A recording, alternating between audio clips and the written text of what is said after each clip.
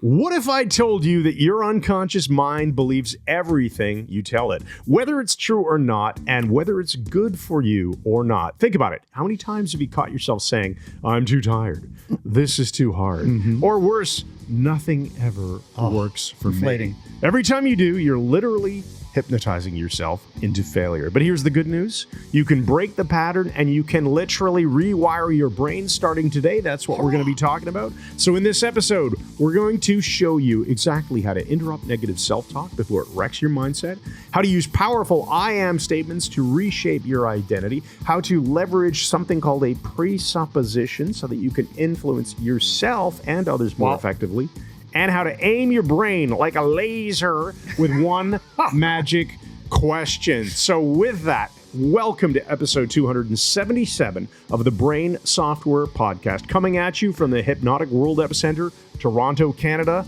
I'm Chris Thompson, and here's Mike Mandel with your disclaimer. Disclaimer. Today is our second attempt to do a podcast without interrupting each other. And as you know, it's been a bit of a rocky road.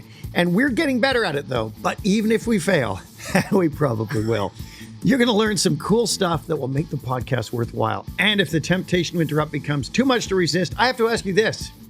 Can you really stop us? Can you stop us at all? But even though we have no idea where that old tranquility actually went, we want you to be certain of one thing. These are days of victory. So welcome to our upgraded studio. This is the only hypnotic hero you need. Hurrah. The only wielder of the hypnotic hammer of Thor. You heard me. Our own Keith Richards of the Dracula game, Mike Mandel. Yes, I'm loving the new studio look. This is fantastic. We are rocking, and we got some great content coming up, guys. This is our new way of doing things. We're liking it a lot. We're going to talk to you about the fact that hypnosis is literally everywhere. Now, we've said that many times before, but what you may not know is the access point can be in the words you verbalize, either out loud or internally. You are creating hypnotic programming for yourself and sometimes for others as well. Now, the words we use when we talk to ourselves and other people, they are our pharmacopoeia as hypnotists. The thesaurus, the dictionary are our weapons to make change, whether good or bad. And it is incumbent upon us to use words carefully. And now this is remarkably powerful because when we change the words that we use, when we change what we are saying to ourselves, we will actually perceive the world in a different way. Now, are we saying that we're changing physical reality? Of course not. But our perceptual filters will shift as well. And your life can become a heck of a lot bitter, a bit more bitter, a lot more bitter. You want a horrible, bitter life. This will do it for you. No, your life will get better just by doing this. And when we change our perception, we change our own personal realities, what affects us, what we see around us. All of this can be controlled and changed remarkably transformatively by using words well. Yes. And whether we're doing this out loud, like right now, or just our internal monologue or dialogue, you'll get exactly the same effect. And if you're wondering, what do you mean by your perception will shape your reality? Have you ever met somebody who thought they were a good singer, right? Their reality is they're enjoying themselves. That's great for them. But we all know that it's not reality, but it sure does shape their reality. Or if you walk into a social situation and you just know everybody's your friend, it totally changes the way that you perceive and the way that you act, and it changes your reality. Oh, totally. I mean, if your friends tell you that their family are a bunch of dicks, and you go to an event there, you're just dreading it. It's going to be a stupid evening. And whatever they say or do will be perceived as dickish. It is filtered through how you act, how you believe things. It's all hypnotic. All right. So that's what we're talking about today. It's going to be really, really fun episode. Before we get into that, let's just, so it should be April 4th when this goes live, which means we are about a month away from our Architecture of Hypnosis class in Toronto. So if you're looking to hang out with us, chances are the May class, unless we've had some last minute cancellations, is sold out.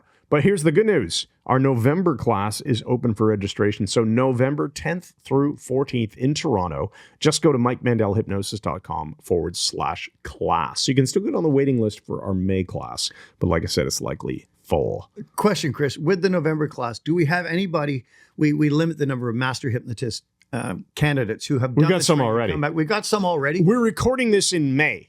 Sorry. Switching in to March. reality. We're recording this in March. Changes reality. I technically, as of the date we're recording this, I have not opened registration. It will be open by April when we put this out there. So it's open now for you guys. But we've already had people wanting in the masterclass, so it's going to be full. All right. But don't worry about that. If you haven't taken our class in Toronto, you don't even know what that means. Right. So take our class in Toronto. Irrelevant. Come take the class. Let's talk about what's new in our lives, and then we're diving straight into like self-talk, your inner hypnotist, labeling, how to solve these problems. But what's going on? What's going on with you, Mike? Bro, as you know, I'm on a freaking high. I was doing my workout for years, my combat conditioning, a little bit of kettlebell with it, little moderate weights, bit of rebounder or bike or not taking the strength training particularly seriously, just doing it. Exactly. You got me on the creatine months ago, and my strength has gone insanely. By the time you get this, I'll be very close to 72 years old. I know it's impossible to believe. It's just impossible. But anyway, I do, Hindu squats are amazing in a lot of ways. And Dr. Science, my GPT, said, my workout now, it's put me in the elite level for my age. I don't want to be good fitness. I want to be like freaking elite. Yeah, man. Well, let's have elite I'm feeling great, feeling strong, and taking one day a week off working out. That's it. Which I love is today. it. I love it. And I've been revamping my workout through. I'm using ChatGPT as my personal coach in many ways. So I have one that coaches me on my workouts, and I just threw away what I was doing temporarily as an experiment, not to stop doing what I loved, but I wanted to change things up. I was getting stronger. Am getting stronger with deadlifts and bench presses and shoulder presses and all these awesome things until I went and played volleyball this Tuesday night. And 20 minutes before the end of volleyball, I did a bad thing, which is I went up for a spike. And I was vectoring a bit towards the net. Spike, I'm thinking, Yeah. Yeah. And my feet went under the net, and I landed under the net. You're not supposed to land on the other side of the net. That's very dangerous in volleyball. I wonder why. And now it could be dangerous for the other guy if he lands on me. So if the blocker is going up and I land first and he lands on my foot, he'll roll his ankle. So it's worse for the person landing on you than the person being jumped on? Oh, yeah, totally. Yeah. So I landed on my friend Rob. He was my opponent. Former friend. I went up, spike. He came down from his block first. I landed on his foot. My fault, just to be 100% clear. Not only did my ankle roll, but my knee, something bad happened. So I pulled something in the lateral area. Yeah. Anyway, it's already starting to jail, man. But I'm probably going to have to take a couple of weeks off of doing any kind of strenuous leg exercises. So that sucks. How are you planning on injuring the other one? But it's, I don't know. I could dream about it. Speaking of dreams, should I tell you about this? I like this dream. It's free. Okay, this is great. So first of all, I want to give a shout out to our good friend Surinder Gill. He's an amazing NLP trainer, by the way. And I'll put a link in the show notes to this. He's doing a 2-day NLP class. Oh, shoot. By the time this goes live, I'll make sure. Okay. When this goes live, there's literally like 1 day before his class. So April 5th and 6th. Anyway, I'll make sure there's a link anyway so you guys can get on his mailing list and sign up for his class. But Surinder, as an NLP trainer, he lives in Brockville, which is near here, not too far away. But he's doing an NLP class in Toronto. Anyway, I happened to see a post of his on Facebook that he was getting rid of some Billy Joel tickets. I didn't even know. Getting rid of them? Yeah, he's selling them, and he can't go, I guess. I didn't even know Billy Joel was playing in Toronto. I didn't know he was still alive. And by the time you guys see this, it'll be over because the show is on March 15th. So that's in like 10 days. All right. 9 days. So I'm like, wow, Billy Joel. Yeah. He's 76 years old. This is probably going to be his last tour ever. He's a kid. And I immediately just think, okay, I want to get these tickets. But I'm not sure if we want to spend the money. There's other $2,000 a ticket. They're not for you, man. But bottom line is, I told him, okay, I'm interested, but I'm going to jump to the dream part. Here's where it gets weird. I said, I'm interested, but let me let you know tomorrow. I just want to check on like calendar availability, stuff like that. So that's where I left things. That's where I actually left things. But I wake up this morning and I believe firmly that I have texted him back saying, I am in, I'm buying the tickets. But then I went to bed. So you felt like you'd secured the tickets and you were 100%. Yeah. I've texted him back saying I'm in. Let me just like wire transfer you, e-transfer you the money and wire transfer. It's like you do that for big amounts. Yeah. I wake up in the morning thinking, okay, well, he'll have responded to me most likely. I'm really excited to get these tickets, and I'm horrified to see. Here's what actually happened. I've not sent him that message at all.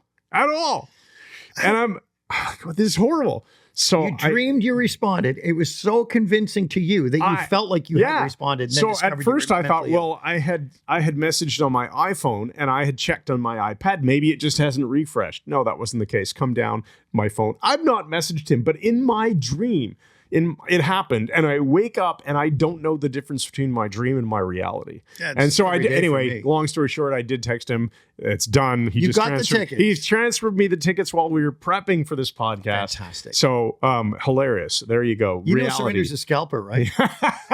Well, apparently he sold them at face value. Take Surrender's NLP class when he comes to Toronto, or go take his class in Brockville or wherever. He's doing them in Ottawa. He's a great NLP trainer. Super nice guy, too. A bunch of our people, our storm riders from the Mike Mandel Hypnosis Academy, have gone on to do Surrender's NLP training and have just given it top marks. I mean, he's a great trainer. Remember, I knew him from the Ontario Police College. Yeah. That's where he knew me from. Yeah, that's right. Yeah, when I was doing teaching there. And all right, so look at that. We spent more time promoting him than our own stuff, which is great because he's totally awesome. All right, let's get on to think tank words. We got to fire these peckers fast. Yeah, we said we were going to shorten it up. So okay, we're going to see how quickly we can do it. What the heck are think tank words? What are they, and what are we doing with them? Think tank words are random words that tie into our brains, our pattern matching system. We do this most of the time. Maybe this will be the last time. I don't know. But we take these words and apply them to the podcast if we can. We see what interesting things they spark. It switches on the brain and the pattern recognition system. This comes from Savo Bukacek's Think Tank, which I have at home. And here's our 3 words. I'll fire through them all quickly. Comedy, reptile, and page. Okay, so good news. I know what they all mean. Oh, that's always good. Yeah. Comedy, reptile, page. So no discussion. That's our new rule. That's it. We're just going to see how they fit in. Well, they won't be funny if we don't discuss. See, I've used comedy already. Brilliant. Okay. So, all right. We'll get comedy to Dracula. Richard Bandler said, Richard Bandler said, humor unlocks the model. He'd get his patients, subjects, whatever, laughing about their problems. It unlocks it. So comedy is very useful if you're doing therapy of any kind. Right. And you're all a bunch of turkeys. Oh, yeah. That was Bandler too, wasn't it? Yes. Right. Speaking of psychologists. Yeah. Speaking to Erickson, talking about psychologists. Now, what about reptile? Reptile, I think something that lasts a very long time. Why are you speaking like that? Reptiles have been around forever, right? Like, shut up with that weirdly rolling voice. When I think reptile, I can just imagine a gecko on this wall, clinging to it, to this pristine wall. Well, reptile, they're cold-blooded, so adaptable to the environment, which is funny, comedy again. Yes. And page. What about page? Turning the page. God. We're changing the way we're doing this podcast. Changing the studio. Yeah. To me, it's Jimmy Page, which is why I've got the Zoso tattoo here. Yeah. Great freaking guitars. That's right. Okay. All right, man. So let's rock it. Jimmy Page to Dracula. Jimmy Page to Robert Plant and a reptile hiding in Robert Plant's hair. What? To Robert Plant's very old to death to Dracula. I'm thinking Jimmy Page to guitar. Guitar is your axe. An axe is useful for cutting the head off a vampire. All right, good. There we go. Right. That's always our Dracula fun. Okay, cool. Right, let's get on. So, Mike. Okay. The thing is self-talk. Self-talk. We're doing self-talk all the time. In fact, Tony Robbins rightly pointed out, I think, that thinking is really just asking and answering questions in your head. And that seems to be the case largely, doesn't it? I would say not exclusively. No, you're making a very good point, because let's say an engineer is thinking about a problem that he or she needs to solve. You're probably saying to yourself stuff like, well, how am I going to prevent that platform from deflecting, under heavy loads or whatever the case may be? And then you're answering the question, I guess I would do it this way. Maybe I could design it that way. Will that really work? Are there better material choices? Whatever. How am I going to convince my wife to let me buy these tickets to this concert? Whatever the case may be, you're presenting questions you're processing. So the input is the question. Then there's some processing and transformation going on. And then there's an output, which is the answer. The answer. And we like to believe, we do believe, that your self-talk, it is your inner hypnotist. You are going in and out of trances all day. Every time you zone out, every time you drive, every time you watch a movie, you're in and out of trances all the time. And when you add the self-talk to the mix, it becomes extremely hypnotic. Now, the problem is self-talk obviously can be positive or negative. That's true. Exactly. Which one is it? Yeah. What you just said, it changes things for me a little bit in the notes, because when I was thinking about the self-talk, I was thinking about more in terms of questions, but it's statements too. And it's actually, remember we talked about this even when we were doing some planning, that you have inputs. Those could be, let's say, questions that you ask yourself. You have processing. That's also internal monologue. So you'll ask yourself a question. That's a monologue. You'll process, which means you'll have a discussion with yourself about it. And then you get the output. The output is a function of the first two, right? So the quality of the language that you use, the good, the bad, etc., and the ugly, that all factors into the output, which is how your reality gets shaped. I know. And when we say reality shaped, we obviously do not mean that we are affecting the physical structure of the universe, although many people believe that is true, and I think it's idiotic. But it is changing our perception of the world around us. And because our beliefs are changing and our perceptual filters change based on what we are saying to ourselves. And that's why we're going to talk about how it is crucial that your self-talk is positive, or at least neutral and affirming, rather than ripping yourself down. That's a really good point. Okay, so your unconscious, your unconscious mind believes what you tell it. It will tend to treat your conscious mind with a degree of reverence because it knows your conscious mind, and will tend to accept what it says, especially if it's repeated over and over again. It will get through past the critical faculty and act just through fatigue. You know, you say something over and over and over, it will get in. Yeah, you get really good at things that you do over and over, right? Whether it be playing your axe, playing your guitar, whether it be turning the page because you're reading and listening to a lot of Led Zeppelin, or adapting to situations like a reptile. I just like to say how well we've adapted, because I've been liking this new setup. I know. I can turn to the camera, or I can turn to the monitor and enjoy looking at myself looking at the monitor. Or I can talk to you, and there's no essential shift here. This is great. This is so much more relaxing. The mic stays on the and I won't be yelling at you going, talking to the microphone. Not as much. The idea, though, that your neurology is affected by repetition, we literally build neural pathways into our brain by doing things over and over. We are doing this all the time. All we're suggesting in this episode is that by focusing on your words as an important factor in that neurology, by learning how to use the words more effectively, you will screw up your life a lot less than you otherwise would. In fact, you'll not screw it up at all. You'll make it awesome. Make it better. And we get, when we repeat things, we're making, I can't remember where I saw this, but we make on an average about 1 million neuronal connections a second. I mean, that's absurd. But you're dealing with maybe, 800 billion neurons inside your head. But when something is repeated over and over and over, if you react the same way all the time, and then you interpret it as being a negative thing, this always happens to me, whatever, that repetition builds in long-term potentiation, meaning it gets written into the hard drive of your freaking brain. And that's the problem. That's a great point. This idea, actually, potentiation is a really nice word. Thanks. As is depotentiation, undoing the potentiation that was there before. And I imagine it relates to the term potential energy and voltage as a potential energy, right? In chemistry, we have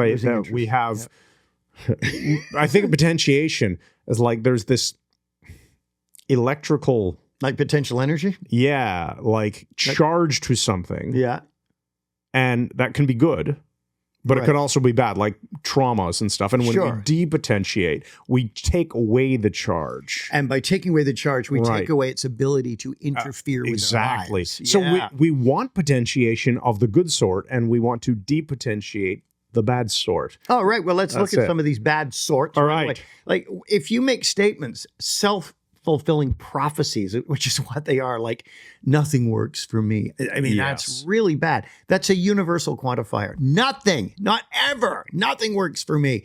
If you start telling yourself that, your brain will start shutting down resources because, there's no point. It's not going to work anyway. That's a really good point. I remember in Tony Robbins' Unlimited Power when I came across the idea of universals. So always, never, nobody, nothing, those kinds of words. You got to challenge them. Yeah. I mean, especially when they're used in a negative way, right? I mean, we're probably not going to pick on too many saying, I always come out on top. Okay, great. Good empowering belief.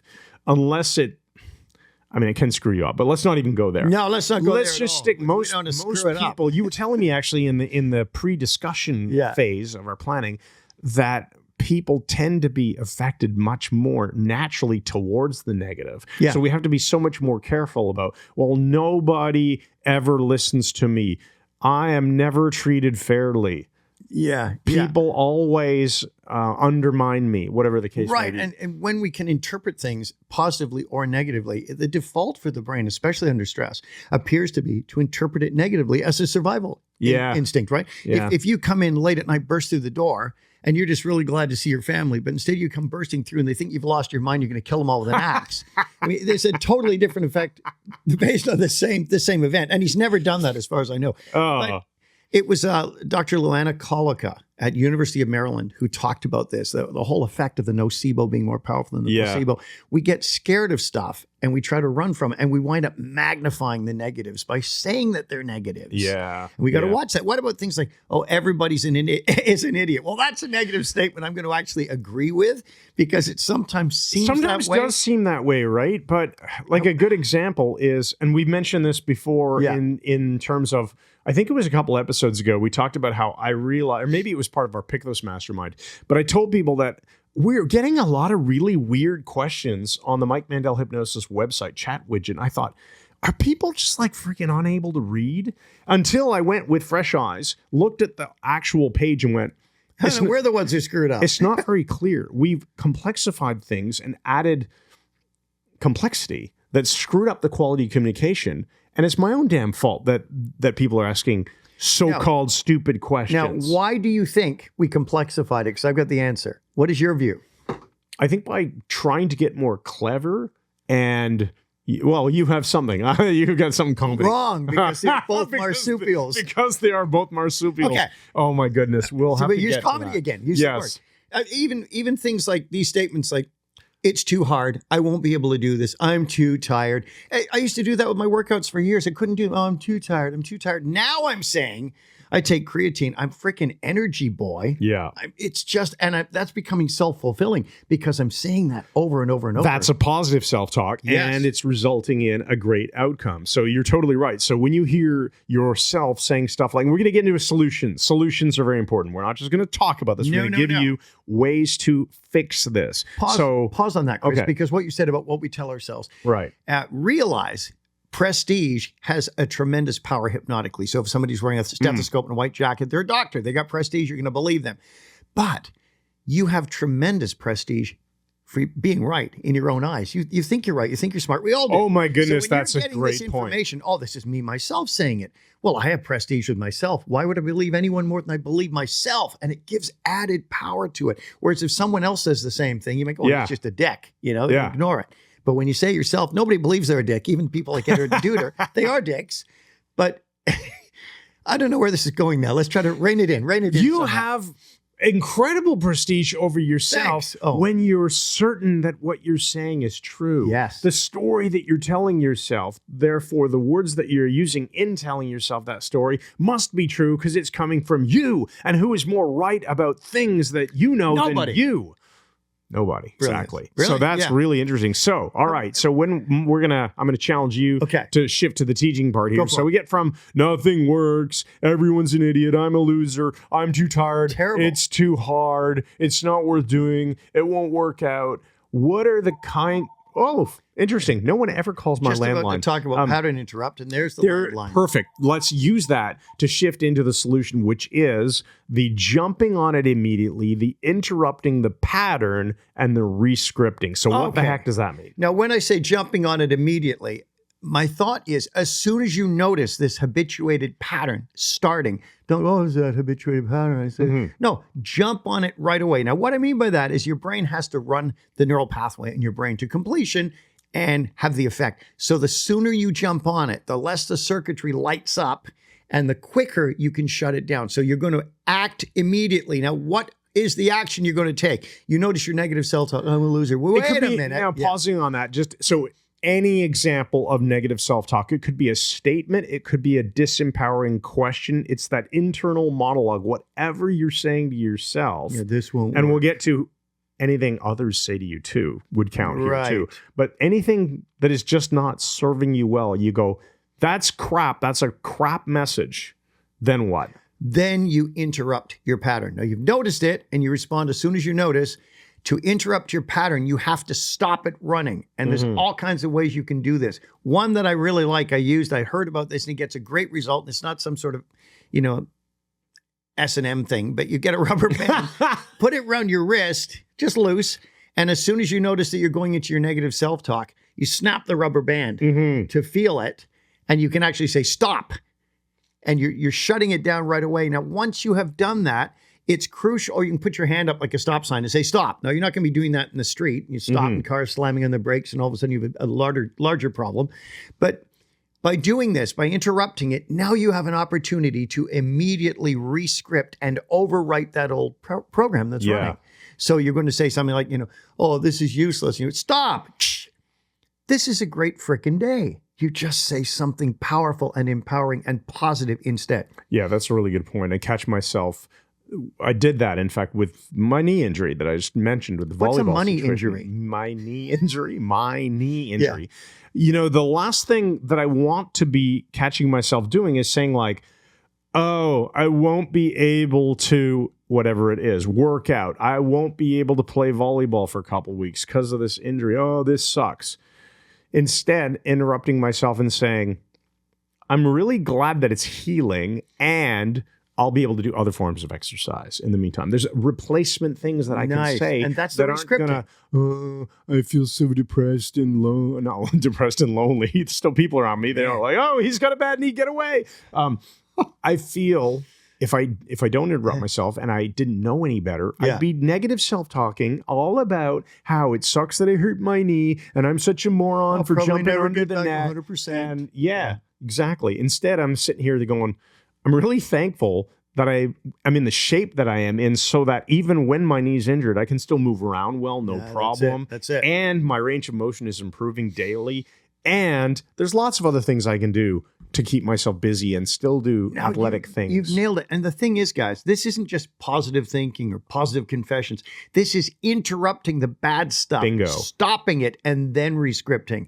And new code NLP is full of this. If you do Walking with Grace and Power to erase something, then you immediately rescript. Yeah. And it's cool stuff. That's a great one. Okay, I love your idea though. So you have to catch yourself doing it. That's jump on it immediately. So that's just the noticing part. Yep. Then you have to interrupt the pattern. And I like your idea of something fairly assertive, like the rubber band, snap or stop or something. If you're not getting the results, you can put the rubber band somewhere else. Yeah.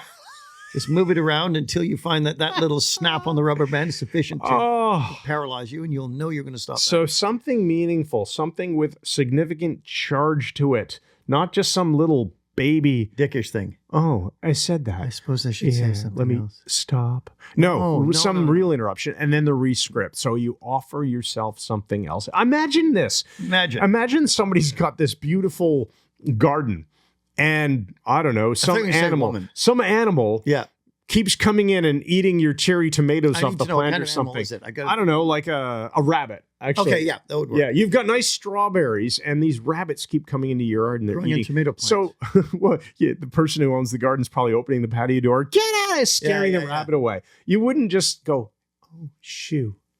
You would get very assertive. Yeah. So same idea. You got to interrupt the pattern right away. Not after the rabbit's eating all your strawberries. Growing on a tomato plant. All right. Let's get on to. So let's talk about labeling.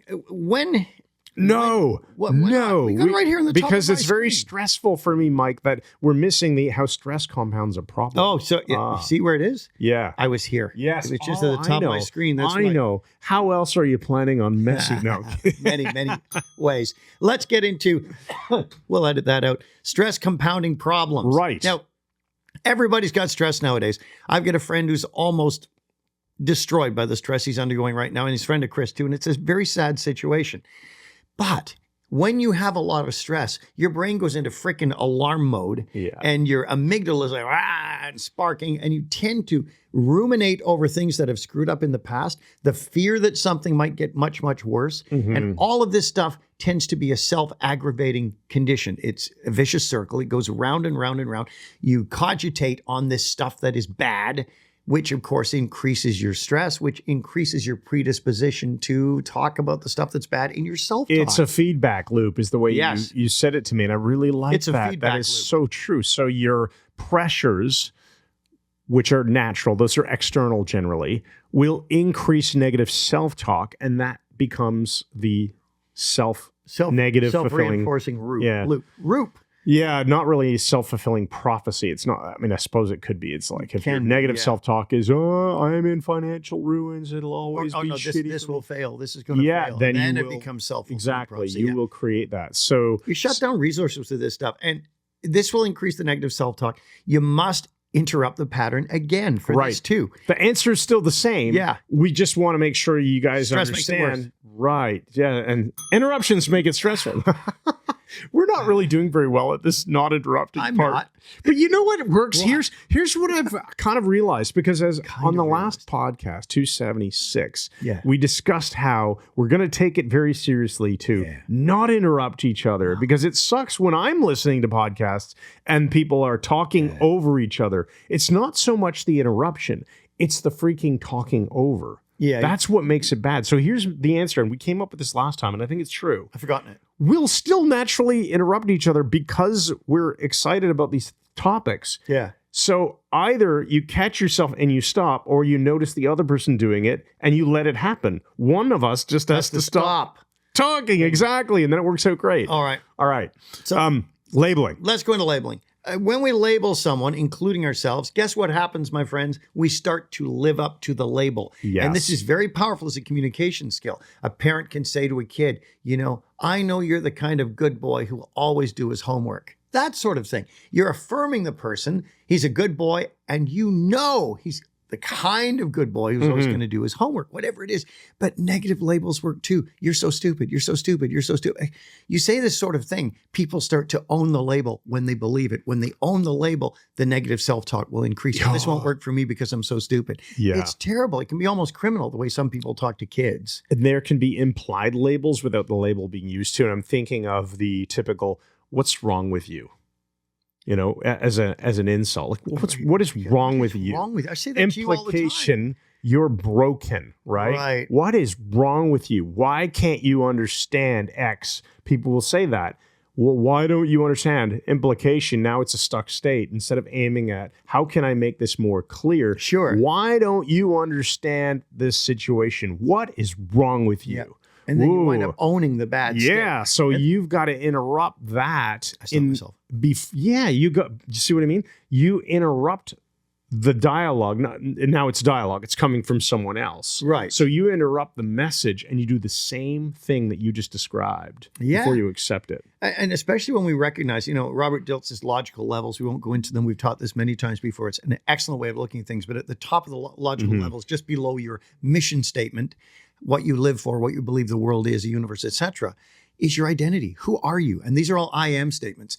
And when we make strong I am statements, either positive or negative, they will have a trickle-down effect into our behavior and our beliefs and all sorts of things. So we have to be careful with those I am statements and realize that labels are self-actualizing as filters. When you put a label up, we filter out certain stuff when we believe that label, and the stuff that gets in can affect us positively or negatively, depending on what the freaking label is. Okay, so to recap real quick how this fits in, we talked about negative self-talk and how that can be a problem. We talked about how stress can make it worse and make it a feedback loop. Yep. And now we're talking about labeling, just as an example, where if somebody's labeling you or if you're labeling yourself, you'll want to interrupt that and replace that with a more empowering label. Definitely. Using something like an I am statement can be very powerful. We should probably talk a little bit about that more. How can you break the state? How can you get into the zone? How can you use and install better I am statements? Great question, Chris.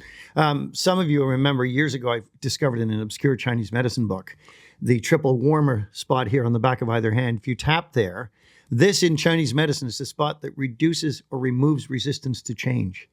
And so when you're making these negative statements, I'm a lunatic, I'm a psycho killer, whatever they happen to be in your case, you can stop, rubber band it, put the stop sign up in your mind, tap here immediately and make contradictory to that original idea I am statement. Do you want to describe exactly Right. what that is for the audio Between listeners? the little, on either hand, the back of the hand, between the little finger, the baby finger, and the ring finger, there's a channel on the back of your hand between the fourth and fifth metacarpal bones.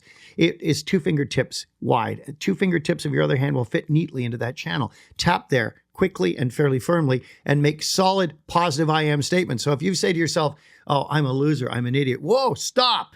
Immediately tap here and say, I'm a winner. I get things done. I'm a powerful person. I feel amazing. Now you're reinstalling. Another way to think of it is if you're listening, if you make a fist and hold it in the punching position, Which I do we're all the talking time. about the horizontal surface on top of your fist. Right. Between the pinky knuckle and the next finger over, just behind it, that channel just Yep. behind Still there. the last 2 knuckles.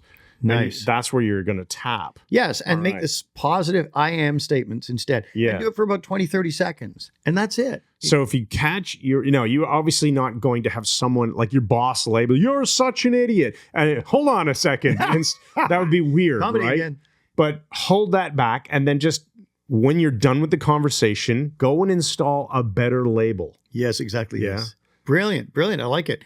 Now, watch out, because the labels can be good or bad, meaning really they can be empowering or disempowering, which is really the point here, the entire point. Watch out for how other people label you and how you label them, because people tend to live up to the labels if they get them frequently enough. Yeah, we actually have we'll sneak forward in our notes to this because I think this is probably a good spot. The idea of using presuppositions that you can label someone with a presupposition too, Yeah. right? Because I know that you're such a hard worker. Or I know you're such a fair Yeah. person. Yeah, I know I can count on you because To be generous. Yeah. label, Yep. right? So when you want to influence somebody, give them a positive label. Always useful to give people positive labels. And even if you're not using this presupposition technique that we're going to teach you, you can still label people in a positive way, in a helpful way. And label the process. Don't label the description. Don't label someone as clarify that for a us, buddy. smart person. Right. You're a hard worker. Mhm. You're a thoughtful person. You're You're the describing kind of person process. who gets results. You're the type. Yeah, you're the type of person who puts in the work to get the results. You're the type of person who works hard at something. You're the not kind you're of guy smart. who takes pride in his work. Yes, exactly. It's a process. Yeah. Right.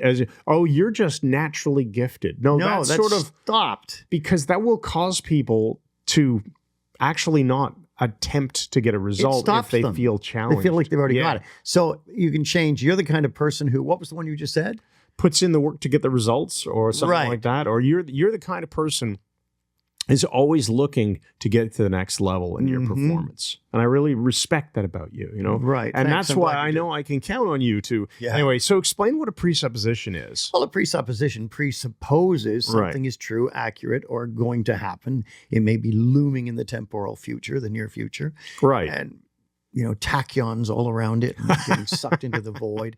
But the interesting thing about it, when you presuppose something and then continue from there, the person will typically accept the presupposition without analyzing it too much. It's a snippet of a sentence that bakes in the implied understanding of some part of the sentence in order for the rest of it to make sense. right. So you can say, well, since you always make good decisions, I'm very comfortable handing this to a person like you. Since you sets up the presupposition, Yeah. the presupposition is You you make always make good decisions. Yeah. Right. And after we get back from our commercial break, after we do this presupposition section, we will then come back and tie this into the dangers of ruminating on things before you go to sleep, because that will be what's coming up next. That's what's coming up. I did that only as an example to explain a presupposition. After we come back from our commercial break was a presupposition. There's lots of ways to do this, right? So Brilliant. You got a couple others here in the notes on how to explain presuppositions? Well, we have some. As I did, because you. Right. So as I, or even, as I. Because you're a good listener, you're going to really understand this. Right. So the presuppositions, the is person that you're a listens, good listener. pays attention. Right. As I fold my laundry, I will, implication, I'm going to go fold my laundry right now, right? As I fold my laundry, I'm going to plan how I'm going to get the most out of my weekend, something like that. Those are nice ways. You can habit stack that way too. You can do things and plan things at the same time. Even stuff like, after we solve this problem, right, we can go out and have an amazing lunch. Implication is that there is solved. Implication, two things. There's a problem. Yeah. And it's going to be solved. Well, three things. Right. And there's a lunch for us. Right. There's a whole, right. And when we, because, since, after, while. Yeah. All of these different things that you can do. Anyway, you can learn more about that. We have where are they? I can't even be bothered. I have a bad knee, so I'm not going to go pick them up. We have our hypnotic language cards, which do teach these. Just go to MikeMandelHypnosis.com/cards, and you can find them. There's a lot of cool things that you can do with presuppositions that we want you to consider using in your own life on a daily basis. Presuppositions are so easy to learn, so powerful, so influential on yourself and on others. But use them to give empowering labels to others and to yourselves. I like it. All right. So let's do our commercial break. All right, buddy. And then we'll come back and we will do what we said about the importance of sleep and not messing your life up before you go to bed. Take us out, Chris. Reporting from Hypno North, Meaford, Ontario, we have roving reporter Brado rovingly reporting from the Rovery. Yeah, Harriet and I, thanks once again. So, snow's finally leaving the Great White North, and at the rate it's melting up here in Grey County, we should be over the worst of it by the middle of July, which will be some kind of record for sure. Anyway, here's what's shaking up here. That Dick Eddard has a brand new hobby, which is surprisingly has nothing whatsoever to do with pornographic materials or cannabis. He's using hypnosis techniques to scare his cousin Duder, which I must say is effing hilarious. It's basically the stupid doing the idiotic to undermine the moronic, if you don't mind me paraphrasing Winston Churchill. Eddard had been studying the work of different hypnotists and that, which, as you can imagine, is difficult for somebody who's learned to read as recently as he has. So he got into Freddie Jacquin stuff, which is create an emotion and give a suggestion and that, which is pretty clever. And when I say clever, I mean Freddie's stuff, not Eddard, because he's still the leading dick in Grey County, at least if you leave Duder out of the contest. So Eddard has been using strong emotion to affect Duder, and it's all about shock and fear, and I'll give you an example. So Duder goes to the income tax guy at the Heritage Place shopping mall, which is hilarious because he makes about $300 a year returning beer bottles that he finds on the roadside and then just mooches off everybody else. So Eddard just walks up to him and yells, "Holy crap, Duder, that tax guy just reported you to Canada Revenue Service and you're going to jail." Now, naturally, Duder goes as white as a sheet and asks, "What do you mean, Eddard?" And Eddard yells, "Tax evasion," and Duder runs and hides under the pull-out couch where he spends most of his life because it's so close to the TV.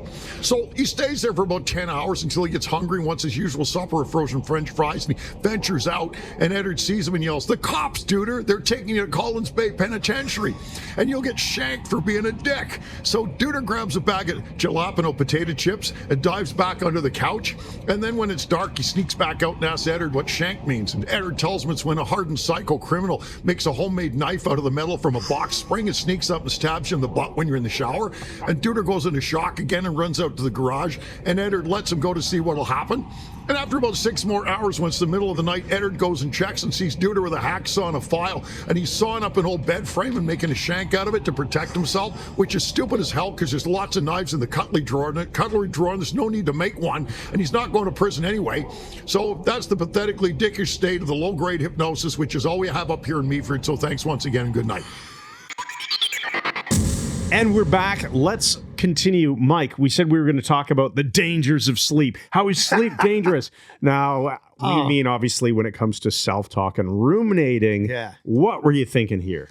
Well, sleep, as you're falling asleep, as one is falling asleep, we go through something called a hypnagogic state. Yes. And when we're awakening slowly in the morning, some of us had the experience where you lie there with your eyes shut, but you know you're starting to wake up. Yeah, and that's the hypnopompic. hypnopompic state. Now, both of these are closely related to hypnotic states. The critical faculty is largely disrupted or displaced, and it enables suggestions to go into your mind, right into the unconscious without resistance. So as you're falling asleep, ruminating about problems, stuff you got coming up that are stressing you, especially when you start to put negative self-talk over it, has a much greater probability of finding its way past what's left of your critical faculty and immersing itself glanatively in the very depths of the unconscious mind. Okay, so I'm starting to get a sense that just ordinary negative self-talk, that's one thing. But negative self-talk, when your critical faculty is out of the way, that's like negative self-talk on steroids. That's brilliant. Hypnotic negative self-talk in a really, really bad way. Dickish, stress will push the critical faculty out of the way. Hence, we already talked about stress. But guess what? Sleep starts to do it too. So if you're ruminating and giving yourself all this negative self-talk while you're in that hypnagogic state, you're piling a bunch of crap into your mind that your brain can then work on and continue while you're asleep to install bad stuff. So obviously, a good idea is to have a solution for this in place. If you do that, first of all, don't watch the news before you go to bed. Don't fill your head with fear and threats of World War III and all these idiots in the news who are doing this and that. And, I'm completely... So you'll watch stressful stuff. Then you'll ruminate about the stressful stuff while you're falling asleep. Then you'll have double steroided negative self-talk. Pretty much, All right. So do something as a nice ritual before you go to bed. Something that calms your mind. I like to have quiet music on before I go to bed. But you have to make sure that your bedtime ritual is something calming. And then use your I am statements as you're falling asleep. Use your good statements. Say, I am sleepy. I am comfortable. I am relaxed and confident. Just stuff like that. Yes. Big chunk, big soft statements. Now, before you do those big chunk soft statements, I really like the idea, and I was hoping you could explain the garbage can technique. I just want to say, that's the most I've ever enjoyed hearing someone say big chunk soft statements. You slowed down. The garbage can technique, a great way to deal with this because stuff. It pushes the crap out. Literally, what it does. What do you put in the garbage? Garbage. So let's get the garbage out of the way so that it clears space for the good stuff that we're doing next. Yes, this is classic NLP, and this is gold, guys. Use this, and you'll thank me just as I'm thanking me.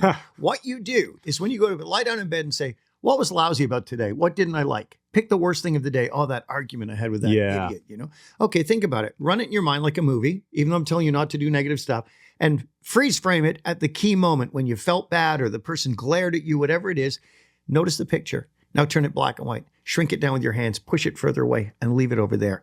Now you want to do something good. Now you want to put in some powerful stuff instead. So what was great about today? Well, nothing. What could be great about today? Well, I did call my brother again. We haven't spoken in 2 years. Okay, think about that. What was great? What was wonderful about it?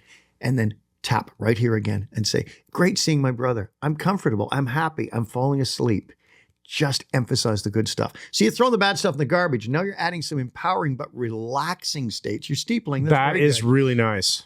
I like that a lot. I'm all about, I'm teaching in 2 months, and I'm all about layering things now. I'm adding things on top of each other. So adding the tapping to something like free spotting or NLP, layering it because it makes a richer sandwich of psychological appeal. I like that. Thanks. A richer sandwich, everybody. There you go. Gluten-free, I hope. Okay, fantastic. So let's close with, well, obviously we're closing with empowering questions, but let's close with the magic question and aiming your reticular activating system. And the magic question is always the same.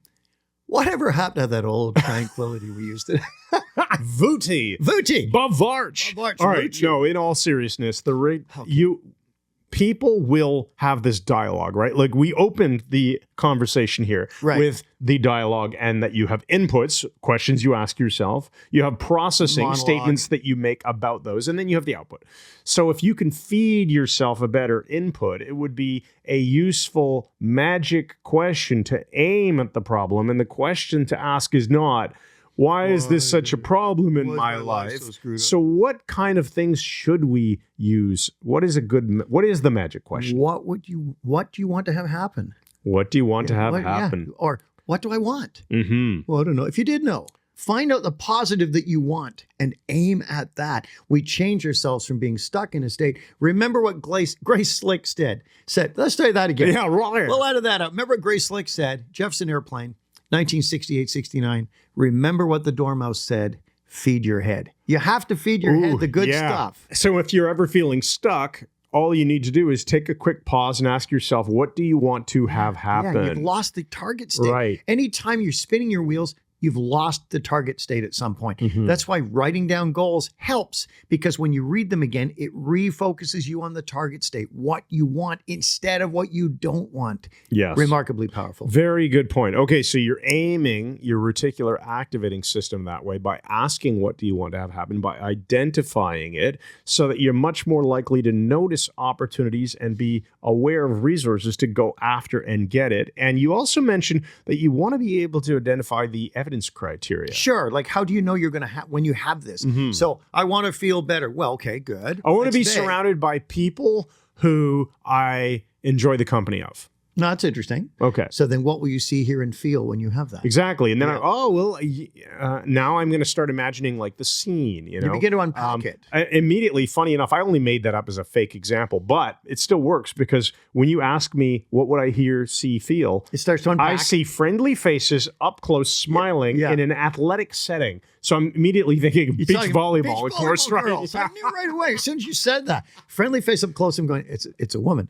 And you know, happy. Well, I didn't say that. I know, but honestly, God is my witness. I thought beach volleyball. Volleyball friends. I was thinking, you know, laughter, hilarity, Volleyball friends with athleticism, benefits. and volleyball on a beach, you know, hanging genius. around fun people. That's what I was thinking. That would be a great one. Or in fact, another easy one would be our architecture of hypnosis class. Do you know how many resource people we have coming back for this May How class? many? Have they- I don't know exactly how many, but so many people keep emailing me saying, "Is it okay if I come back?" I'm like, "Yeah, that'd be great." How do they know they're So supposed to check? They ask me. They all know that they're supposed to check. Yeah, so we're getting pretty full Does now. anyone come in without checking? No, We're you gonna do make not sure. come in without That's checking. right. You always come and check with me first. So All right, we're gonna have a great time. But that to me, that's our family, our extended MMH family. Absolutely. It's our storm friends. riders, man. We Yeah. ride the hypnotic storm together. So all right, so what do you see? What do you hear? What do you feel when you know that you have a thing that you want? So what do you want to have happen? What's the evidence criteria? VAK. Well, and what are you going to do? What's the next step? Yeah, what are the and resources then what's you need? next? What's next? Exactly. That's the And just magic. start using that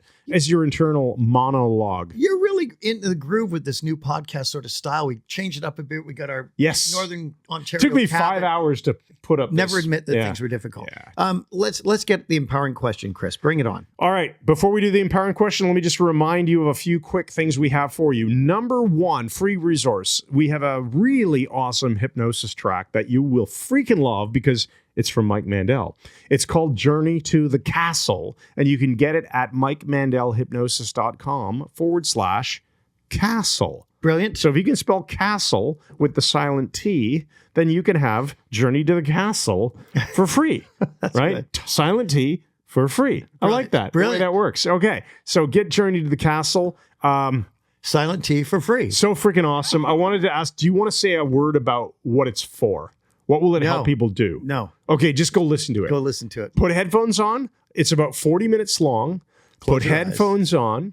Close your eyes. Don't lie down on a couch and let yourself fall asleep. It's not the worst thing in the world, but it'll Yeah, nothing will happen. nothing bad will happen. You'll miss some stuff. You fall asleep. So you're better off in a comfortable sitting environment where you won't be disturbed. 40 minutes. mikemandelhypnosis.com/castle with a silent T, and it's free. All right. Excellent, So that's man. what we want you to do. If you're interested in learning hypnosis, here's what I recommend you do. Go to our website, mikemandelhypnosis.com. Click on the link for the Mike Mandel Hypnosis Academy, and it should be super obvious because we're fixing that. And you can start for $1, 14 days of unlimited access to the Wait a minute. You're MMHA. saying they get 2 weeks of 24-hour day Yes. access to all of our stuff for Yes. $1? I love how we're like pretending as if you don't know know, that. Yeah. Yes, it's $1. It's not even a subscription because it automatically expires at So the it's end not of going to 14. renew, Chris, and they're No. not going to be billed. And Oh, we'll pitch you on upgrading. but we won't just do it. But no, because we're only going to charge you the $1. And only if you take action and say, I love this and I want all the ethical bribes you're throwing at me and I'm going to upgrade, that's the only way you would pay You'll more. like it. Yeah, you'll like it. So if you're thinking, hey, these guys seem like they're pretty good instructors. I'd like to learn hypnosis, but I don't want to commit to a subscription, a membership, then start with the $1 guest pass. And finally, if you do want to come and hang out in 5 days in Toronto with us and all the other storm riders who will be there, just go to mikemandelhypnosis.com/class. And listen, guys, we train psychiatrists, people who clean swimming pools, musicians, teachers. Everybody says the same thing. Swimming pool the hypnosis. Best week of their life. Yeah. You will have an experience you won't believe. It really is. All right. Here's your empowering question for episode 277. Bring it on. Knowing that your words are spells, what unconscious negative beliefs have found their way into your life, and how are you continuously reinforcing them? And now that you know you have a choice, what will you do to change them to something much more empowering? And how will you ensure you continuously install the most empowering programming to positively change your life? Wow. Oh, all right. I think it's lunchtime. It is, man. I'm starving. So with that, we will simply say the most important words of this podcast, which are, thanks once again, and good night.